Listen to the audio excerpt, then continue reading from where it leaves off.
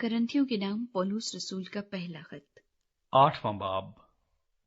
बुतों की कुर्बानियों के बारे तालीमात।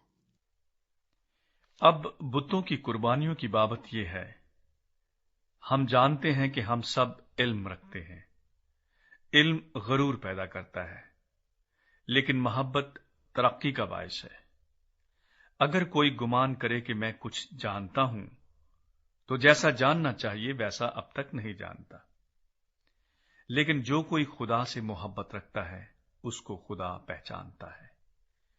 बस बुतों की कुर्बानियों के गोश्त खाने की निस्बत हम जानते हैं कि बुत दुनिया में कोई चीज नहीं, और सिवा एक के और कोई खुदा नहीं। अगरचे आसमान और जमीन में बहुत से खुदा कहलाते हैं, चुनांचे बहुतेरे खुदा और बहुतेरे खुदावंद हैं, लेकिन हमारे नजदीक तो एक ही खुदा है, यानी बाप, जिसकी तरफ से सब चीजें हैं, और हम उसी के लिए हैं। और एक ही खुदावंद है, यानी यीशु मसीह, जिसके वसीले से सब चीजें मौजूद हुई, और हम भी उसी के वसीले से हैं। लेकिन सबको ये इल्म नहीं, बल्कि बास को अब तक बुत परस्ती की आदत है, इसलिए उस गोश्त को बुत की कुर्बानी जानकर खाते हैं, और उनका दिल चूंकि कमजोर है, आलूदा हो जाता है। खाना हमें खुदा से नहीं मिलाएगा। अगर ना खाएं तो हमारा कुछ नुकसान नहीं, और अगर खाएं तो कुछ नफा नहीं। लेकिन होशियार रहो, ऐसा ना हो कि तुम्हारी ये आजादी कमजोरों के लिए ठोकर का बायस हो जाए।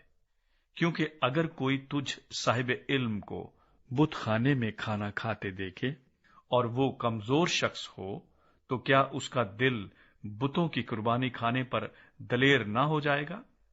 गर्ज तेरे इल्म के सबब से वो कमजोर शख्स, यानी वो भाई जिसकी खातिर मसीह मुआ, हलाक हो जाएगा।